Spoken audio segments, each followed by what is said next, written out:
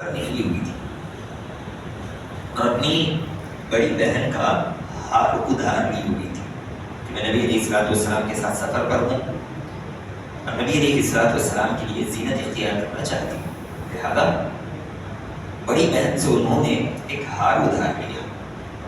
جب سفر سے واپسی کی باری آئی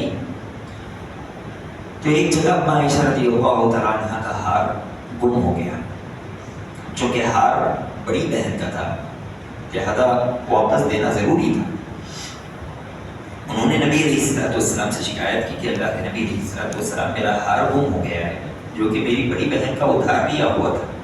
نبی علیہ السلام نے سارے قافلے کو روک دیا، ہار ڈھونڈنے کا معاملہ شروع ہوا۔ یہی نماز عشاء کا وقت آ پہنچا، اب وقت ختم ہونے کے قریب تھا، مسلمانوں کے پاس پانی نہیں تھا۔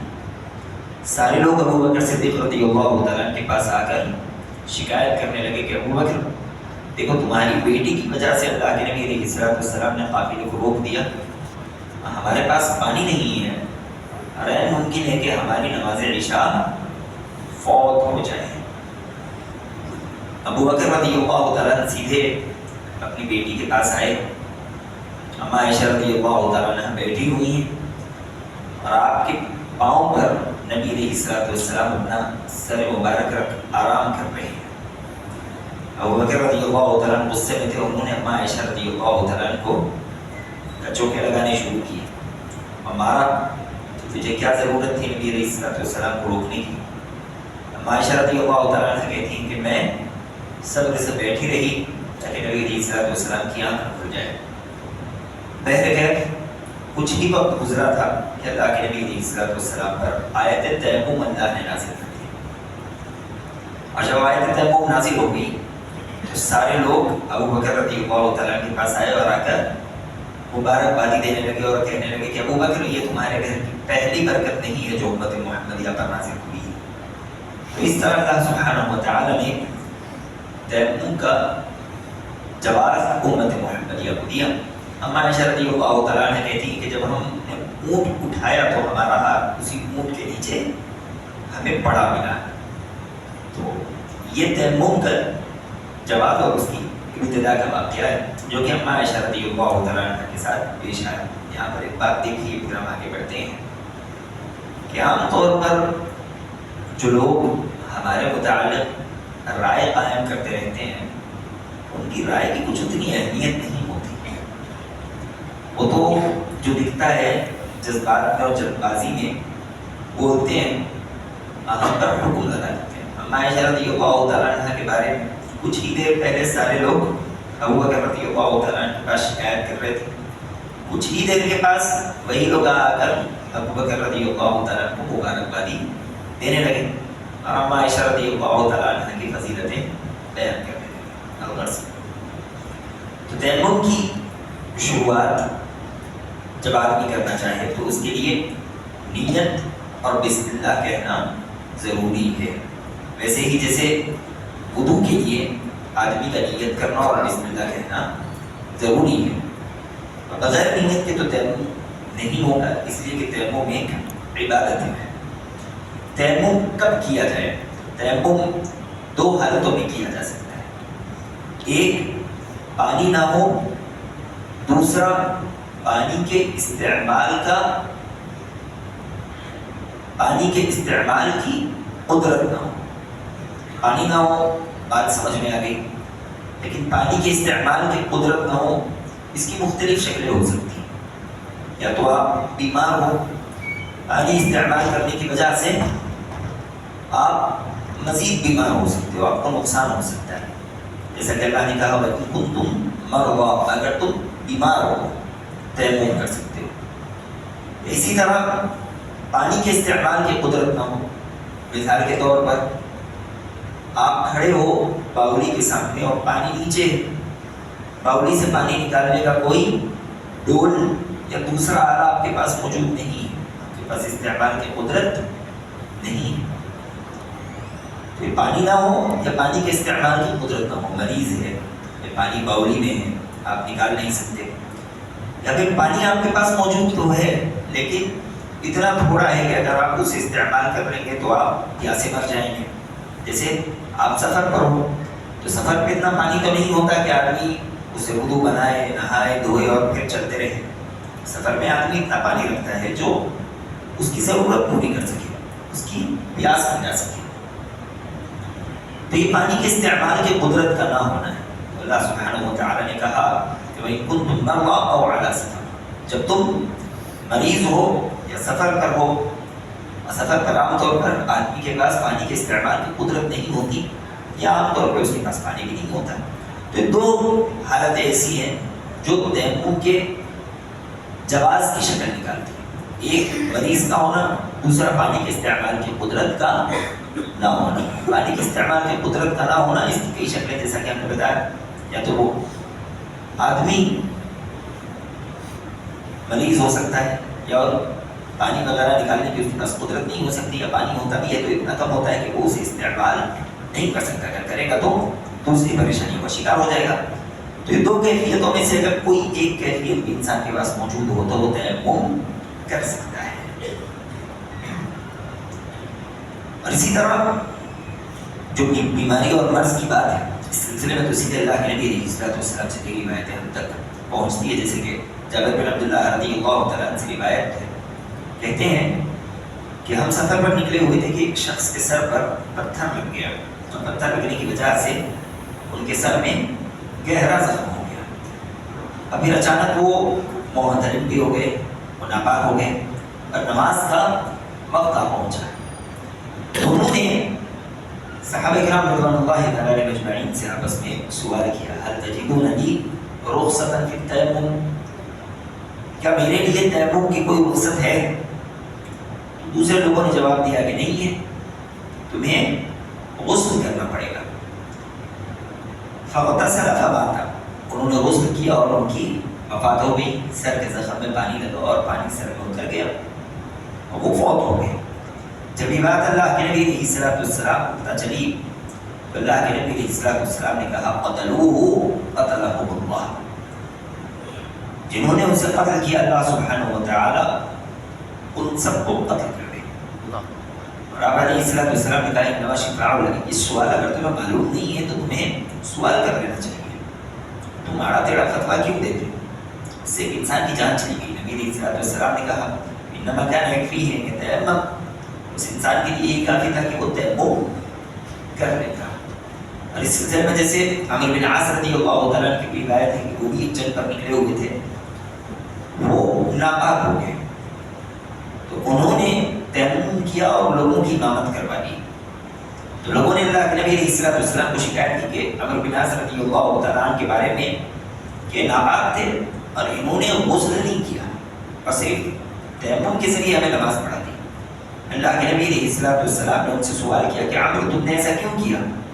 عمرو بن عاص رضی اللہ تعالیٰ عنہ نے کہا کہ اللہ نے کہا وَلَا تَقْتُلُوا أَنفُسَكُمْ إِنَّ اللَّهَ كَانَ بِكُمْ رَحِيمًا, کہ تم خود کو مت مارو, اللہ سبحانہ و تعالیٰ تم پر رحم کرنے والا ہے. وہ جو رات تھی وہ کڑاکے کی سردی والی رات تھی, اگر میں اس رات غسل کر لیتا تو ممکن تھا کہ میں بیمار ہو جاتا, اسی لیے میں نے خود کو بچانے کے لیے تیمم کیا اور لوگوں کی امامت کروا دی. اللہ کے نبی علیہ السلام نے اس بات پر عمرو بن عاص رضی اللہ تعالیٰ عنہ کے سامنے مسکرایا اور آپ نے کچھ نہیں کیا.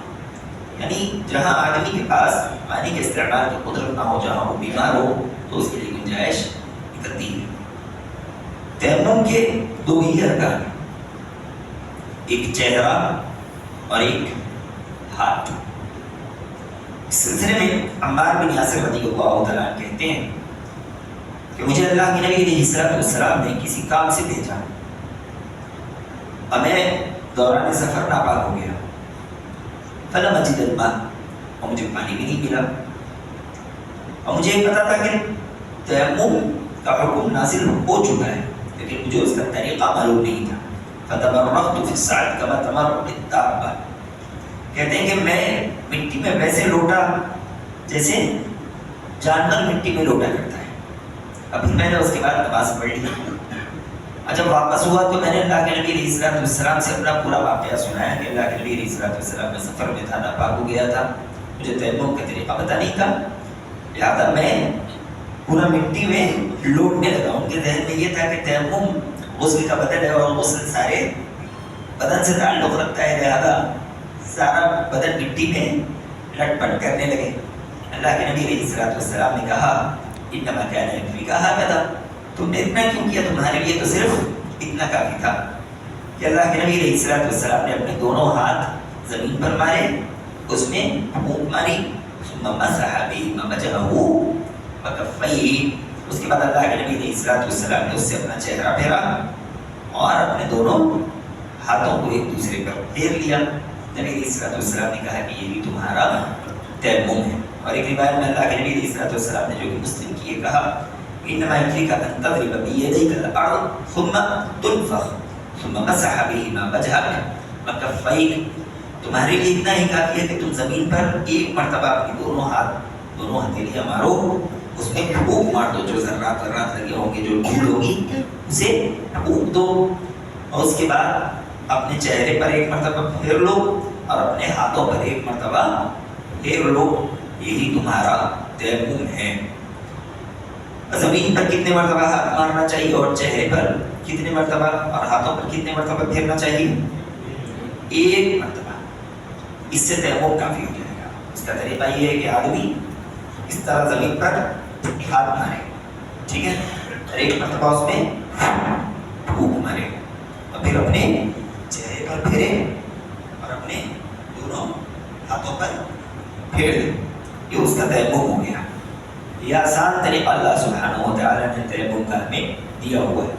बहुत से लोग तयम्मुम भी वैसे ही करते हैं जैसे वुज़ू किया करते हैं, कि हाथ मारते हैं, फिर ये हाथ फेरते हैं, फिर हाथ मारते हैं, फिर चेहरे पे फिर हाथ मारते हैं, कोहनियाँ फिर हाथ करते हैं, मसाज करते हैं, और फिर दोनों पाँव, ये सब तकल्लुफ़ात और ये नबी अलैहिस्सलाम के तरीके के खिलाफ है। तयम्मुम का आसान तरीका ये है कि आदमी ज़मीन पर हाथ मारे, चेहरे पर एक मरतबा फेरे, दोनों हाथों पर एक मरतबा फेरे, उस इंसान के लिए काफ़ी हो जाएगा, उसका तयम्मुम मुकम्मल हो जाएगा। उसे दूसरी तीसरी ज़रूरत देने की ज़रूरत नहीं है, ज़मीन पर दूसरी मरतबा भी और तीसरी मरतबा भी हाथ मारने की ज़रूरत नहीं है। अल्लाह के नबी अलैहिस्सलाम ने एक ही मरतबा हाथ मारा, और एक ही मरतबा हाथ मारने का नबी अलैहिस्सलाम ने बाज़ रिवायतों में हुक्म भी दिया कि एक मरतबा करो और चेहरे पे फेरो, हाथों पे फेरो, तुम्हारे लिए काफ़ी हो जाएगा। तयम्मुम हो गया। तयम्मुम के बाद वही दुआ जो इंसान वुज़ू के बाद पढ़ा करता है, तयम्मुम के बाद भी पढ़ा करे। नियत करे, बिस्मिल्लाह कहे, ज़मीन पर एक मरतबा हाथ मारे, चेहरे पर फेरे, हाथों पर फेरे, और फिर तयम्मुम के बाद वही दुआ पढ़ ले जो वुज़ू के बाद पढ़ा करता है, ये इंसान पाक हो जाएगा। अब तयम्मुम टूटता कैसे है? जिन चीज़ों से वुज़ू टूटता है उन्हीं तमाम चीज़ों से तयम्मुम भी टूट जाता है। मज़ीद ये कि जहाँ आदमी को पानी मिल जाए और जहाँ आदमी के पानी के इस्तेमाल की कुदरत हो जाए, वहाँ तयम्मुम भी ख़त्म हो जाता है। वो तमाम चीज़ों से वुज़ू तो टूटता है, तो तयम्मुम टूटता है जिनसे वुज़ू भी टूटता है। मज़ीद ये कि जहाँ पानी मिल जाए तो वहाँ तयम्मुम ख़त्म हो जाता है। फिर उसके बाद आदमी को वुज़ू करना पड़ेगा और वहाँ से वुज़ू वाले अमाल अंजाम देने पड़ेंगे। और जहाँ आदमी के पानी के इस्तेमाल की कुदरत बन जाए, वहाँ भी तयम्मुम ख़त्म हो जाता है। एक मसला है कि अगर आदमी ने तयम्मुम किया और उसने नमाज अदा कर ली, नमाज अदा कर ली और अभी नमाज का वक्त बाकी है और फिर उसे पानी मिल गया, तो क्या करें? क्या करें? पेट से वुज़ू करके नमाज पढ़े या छोड़ दें? अल्लाह के नबी अलैहिस्सलाम के दौर में एक वाक़या इस तरह पेश आया। नबी अलैहिस्सलाम के दौर में दो सहाबा किराम रिज़वानुल्लाहि तआला अलैहिम अजमईन सफ़र पर निकले हुए थे, पानी ख़त्म हो गया, तो उन दोनों ने तयम्मुम की और नमाज अदा की। और अभी वक्त रहते पानी मिल गया, तो उसमें से एक सहाबी ने फिर से वुज़ू बनाया और उन्होंने दोबारा नमाज पढ़ी। दूसरे सहाबी ने वुज़ू नहीं बनाया और उन्होंने नमाज भी नहीं पढ़ी। जब ये लोग अल्लाह के नबी अलैहिस्सलाम तक पहुँचे तो नबी अलैहिस्सलाम ने उनसे कहा, जिन्होंने वुज़ू نہیں بنایا تھا کہ اصبت سننا، کہ تم نے سنت کو پا لیا. سنت کا بھی یہی طریقہ ہے کہ اگر تم نماز ادا کر لو تو دوبارہ نماز دہرانے کی ضرورت نہیں ہے. اور ان سے کہا جنہوں نے وضو بنا کر نماز ادا کی تھی لَكَ الْأَجْرُ مَرَّتَيْنِ، تمہارے لیے دوہرا اجر ہوگا. دونوں کی طریقوں کی اللہ کے نبی علیہ الصلوۃ والسلام نے تعریف کی، لیکن بہتر طریقہ یہ ہے کہ اگر آدمی نماز ادا کر چکا ہو تو وہ پھر سے دوبارہ نماز ادا نہ کرے. یہ نبی علیہ الصلوۃ والسلام کا طریقہ ہے.